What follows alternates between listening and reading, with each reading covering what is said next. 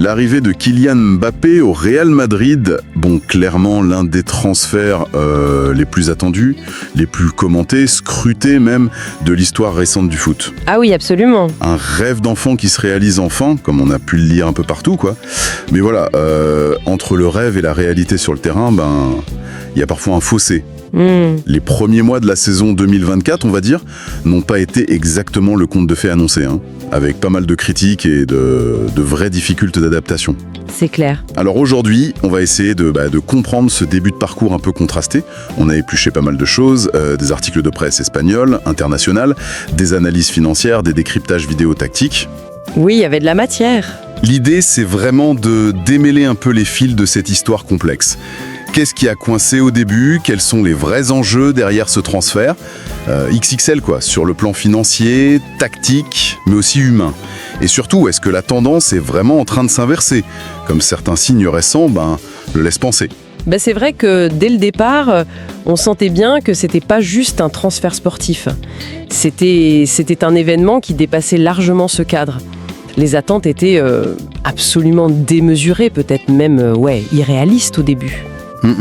Et puis il y a les chiffres bien sûr qui ont fait couler beaucoup d'encre et qui ont ajouté une pression monumentale sur les épaules du joueur et du club.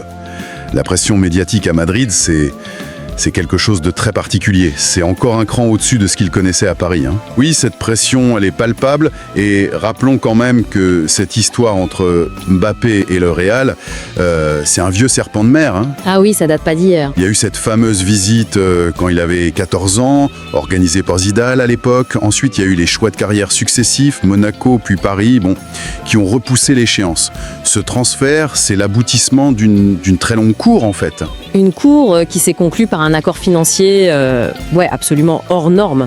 Les chiffres qui ont fuité, ils donnent le tournis. Ah oui. On parle d'un salaire net qui tournerait autour de 30 millions d'euros par saison. Pour donner un ordre d'idée, c'est un record pour le Real Madrid. Ça dépasse même ce que Cristiano Ronaldo percevait à son apogée au club. 30 millions nets par an.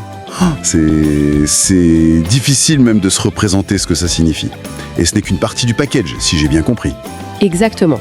Comme il est arrivé en fin de contrat, donc sans indemnité de transfert pour le PSG, le Real a dû sortir le chéquier pour une prime à la signature.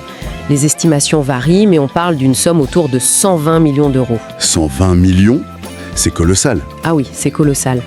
C'est un peu l'équivalent d'une indemnité de transfert différée, versée directement au joueur et à son entourage. Et il y a eu cette bataille autour des droits d'image. Ça, c'est un point souvent sensible avec les superstars. Le Real a dû lâcher du lest là-dessus, non ? Énormément. C'était apparemment le point de négociation le plus acharné. Mbappé conserverait 75% de ses droits d'image. Habituellement, le Real Madrid est très ferme sur un partage à 50-50. Ah oui, 50-50 d'habitude. C'est une concession majeure qui montre à quel point le club le voulait. Certaines sources indiquent même que le clan Mbappé visait 100%, mais l'accord s'est fait à 75%. D'accord. On raconte même que Florentino Pérez a dû s'impliquer personnellement pour finaliser cet aspect. Ce qui est fascinant, je trouve, c'est que même avec ces chiffres astronomiques, certains calculs suggèrent qu'il aurait pu gagner encore plus en restant au PSG. Ça montre quand même un choix sportif fort de sa part, au-delà de l'argent. Tout à fait. C'est un effort financier énorme du Real, c'est vrai, mais c'est aussi un signal du joueur qui privilégie a priori le projet sportif et le rêve madrilène. Mais cet investissement massif crée aussi une attente de retour sur investissement immédiat, sur le terrain. Et c'est là que les choses se sont compliquées au début. Justement, parlons-en. Malgré ce statut, ces chiffres, ce rêve accompli, les premiers mois n'ont pas été simples. Des performances jugées décevantes par la presse espagnole, des critiques qui fusaient. Comment on explique ce démarrage difficile à Est ? Il y a un faisceau de raisons en fait. Et le volet tactique est sans doute le plus évident au départ. Passer du Paris Saint-Germain, une équipe où tout ou presque était organisé autour de lui. Oui, c'était très centré sur lui. Au Real Madrid de Carlo Ancelotti, c'est un changement de monde. Le Real venait quand même de gagner la Ligue des Champions sans lui, avec un collectif très fort et des joueurs offensifs déjà bien installés. Ancelotti avait prévenu d'ailleurs, dès l'été 2024. Il avait insisté sur la nécessité pour Mbappé de s'adapter au collectif, à la mobilité demandée aux attaquants, et pas l'inverse. Oui, mais entre la théorie et la pratique. Le problème le plus visible, et ça a été largement commenté dans les analyses tactiques, c'est la cohabitation avec Vinicius Junior. Ah, le fameux problème côté gauche. Exactement. Les deux ont une préférence marquée pour le côté gauche de l'attaque. Résultat, on a souvent vu Mbappé décaler dans l'axe, un poste qui n'est pas son préféré et où son influence semblait moindre au début. Ce qui a dû perturber l'équilibre général de l'équipe, j'imagine. Clairement. Quand vous avez deux joueurs de ce calibre qui sont naturellement attirés par la même zone, ça peut créer des embouteillages d'un côté et laisser des déserts de l'autre. Concrètement, ça a pu rendre l'attaque madrilène un peu prévisible par moments. De la part des deux stars quand elles étaient alignées ensemble, ce qui mettait une pression supplémentaire sur le milieu et la défense. Et ça a eu des conséquences pour d'autres joueurs majeurs alors ? Ah oui, on a vu Jude Bellingham, qui était étincelant la saison précédente dans un rôle très offensif, devoir redescendre d'un cran, jouer plus bas. Oui, moins buteur au début. Avec un impact statistique moins impressionnant au départ, c'est vrai. Rodrigo aussi, autre élément clé de l'attaque, s'est retrouvé un peu dans l'ombre, cherchant sa place dans ce nouveau schéma. Et puis, il y a eu aussi l'adaptation au championnat lui-même. La Liga est souvent décrite comme plus tactique, avec des blocs défensifs plus denses, plus difficiles à manœuvrer que ce qu'il affrontait chaque week-end en Ligue 1 avec Paris. D'accord. Donc, un défi tactique majeur. Mais il n'y a pas que ça. Si l'environnement madrilène est réputé pour être Intense, c'est un euphémisme. Au-delà du terrain, il y a l'adaptation culturelle, la langue bien sûr, même s'il progresse, mais surtout, la pression médiatique et populaire à Madrid est unique. Chaque fait et geste est analysé, commenté, disséqué. c'est une autre dimension. Complètement. À Paris, il était l'enfant de pays, l'icône un peu intouchable. À Madrid, il est la superstar mondiale venue justifier son salaire et son statut. Psychologiquement, c'est pas la même chose. Et le physique a suivi. On a lu des choses sur des pépins récurrents, des petites blessures. Oui, il y a eu quelques blessures mineures, mais gênantes en début de saison. Ajoutez à ça un calendrier absolument démentiel entre le championnat, la Ligue des Champions, les matchs internationaux. Oui, c'est infernal. On a senti une certaine fatigue, un manque de jus par moment. Dans le football moderne, surtout pour un joueur aussi explosif, être à 100% physiquement, c'est crucial. Le moindre pourcentage en moins, ça se voit tout de suite et ça peut affecter la confiance. Ce rythme infernal pose question d'ailleurs, sur la gestion des organismes des joueurs les plus sollicités. C'est un vrai sujet. C'est un vrai débat, oui. Et tous ces facteurs tactiques, pression, physique ont forcément eu un impact sur la cohésion de l'équipe au début. On sentait un manque de fluidité offensive, une intégration qui prenait du temps. Certaines analyses critiques allaient même jusqu'à questionner la stratégie globale du club. La fameuse stratégie Galactique 2.0. Exactement. Cette philosophie chère à Florentino Pérez, qui consiste à empiler les talents offensifs de classe mondiale, parfois au risque de déséquilibrer l'équipe. C'est un peu la critique qui était faite après la première ère des Galactiques au début des années 2000. Oui, on s'en souvient. Certaines voix se sont élevées pour dire que l'équipe manquait d'équilibre, notamment au milieu de terrain, après le départ de Toni Kroos, qui était un métronome irremplaçable dans son style. Un manque de créativité et de contrôle au milieu donc. C'est ce que certaines analyses pointaient, oui. Un milieu peut-être un peu moins souverain pour alimenter cette pléiade d'attaquants. Et en parallèle, un manque de confiance apparent envers des jeunes talents plus créatifs, comme Arda Güler ou Brahim Diaz, qui auraient pu offrir d'autres solutions. D'accord. Défensivement aussi, le début de saison a été compliqué, avec des blessures importantes, Carvajal, Militao. Heureusement que Rudiger a tenu la baraque et que le jeune Asensio s'est montré à la hauteur. Tout ça a logiquement nourri un flot de critiques assez virulentes, surtout en Espagne. On a vu des images de commentateurs très remontés après certaines contre-performances. Oui, c'était chaud. Et puis il y a eu cette histoire du Ballon d'Or 2025. Il termine 7e alors qu'il était soulier d'or européen. Ça a beaucoup fait parler aussi. Oui, la période automnale a été tendue médiatiquement. Il y a eu aussi des critiques sur la communication du club lui-même, certains jugeant que le boycott de la cérémonie du Ballon d'Or ou la diffusion de vidéos sur l'arbitrage n'aidait pas forcément à apaiser le climat. Mais alors, qu'est-ce qui a changé récemment ? Parce que les échos sont très différents ces dernières semaines. On parle d'un joueur transformé. C'est là que ça devient vraiment intéressant. Les analyses les plus récentes, notamment celles qui s'appuient sur des compiles vidéo de ces derniers matchs, montrent une amélioration spectaculaire.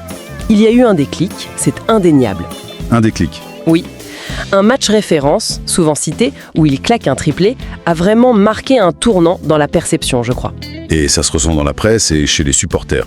Absolument. Les critiques acerbes, on les place à des éloges, on sent un vrai retournement.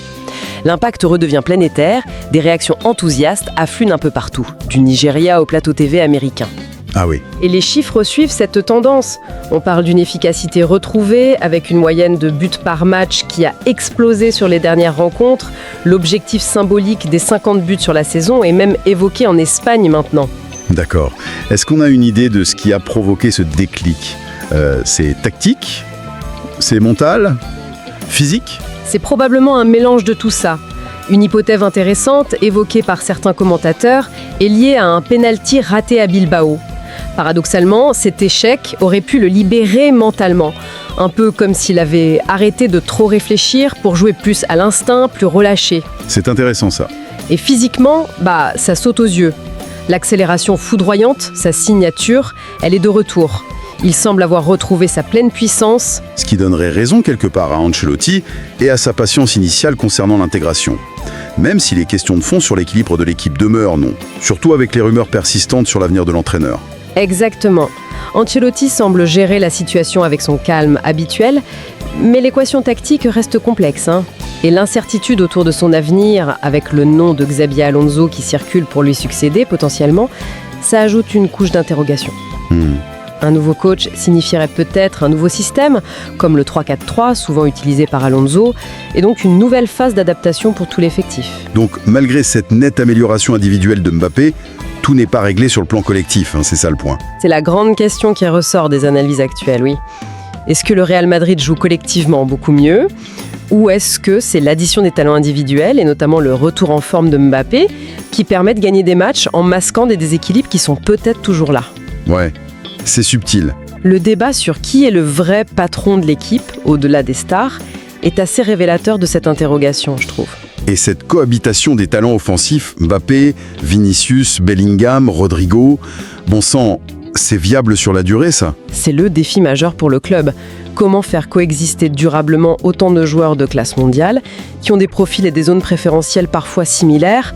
Trouver la formule qui maximise le potentiel de chacun sans nuire à l'équilibre défensif, c'est le casse-tête permanent. Un sacré casse-tête. Et l'arrivée annoncée d'un autre joueur très offensif comme Trent Alexander-Arnold ne va faire qu'ajouter une pièce complexe à ce puzzle.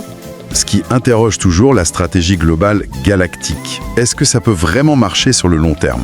Précisément, est-ce que cette accumulation de stars est la voie royale vers le succès européen à long terme, ou est-ce qu'elle porte en elle les germes de futurs déséquilibres ? Florentino Pérez va-t-il maintenir ce cap quoi qu'il arrive ? C'est une vraie question. Et pour Mbappé lui-même, la pression ne va faire que s'intensifier. Le Ballon d'Or reste un objectif majeur, et tout le monde sait qu'à Madrid, une saison n'est vraiment réussie que si elle se termine avec la Ligue des Champions. Oui, la coupe aux grandes oreilles, toujours. Si on essaye de résumer un peu ce parcours jusqu'ici, un transfert qui a fait rêver le monde entier, on peut dire. Des débuts beaucoup plus compliqués que prévu, avec des difficultés d'adaptation sur plusieurs plans tactiques, physiques, mentales. Une vague de critiques assez sévère. Oui, c'était rude. Et puis, plus récemment, une remontée en puissance impressionnante sur le plan individuel qui change à nouveau la donne. C'est exactement ça. C'est la trajectoire d'un joueur hors norme plongé dans l'environnement le plus exigeant du football mondial. Au Real Madrid, le talent individuel, même immense, ça ne suffit pas. Il doit se mettre au service du collectif et se traduire par des titres majeurs pour entrer véritablement dans la légende du club. L'histoire est encore en train de s'écrire, Et ça nous laisse avec une dernière réflexion, peut-être. On voit bien que les statistiques individuelles de Mbappé redeviennent stratosphériques. Mais au fond, la vraie réussite de son passage au Real Madrid, ce ne sera pas seulement ses buts ou ses dribbles. Ne sera-t-elle pas mesurée par sa capacité, et celle du club aussi, à transformer cette constellation de stars en une véritable équipe ? Une vraie machine collective. Une machine collective, cohérente, équilibrée, capable de dominer l'Europe, non pas juste par éclat, mais par la force d'un jeu maîtrisé. C'est peut-être ça, le défi ultime qui attend Mbappé et le Real dans les mois et les années à venir.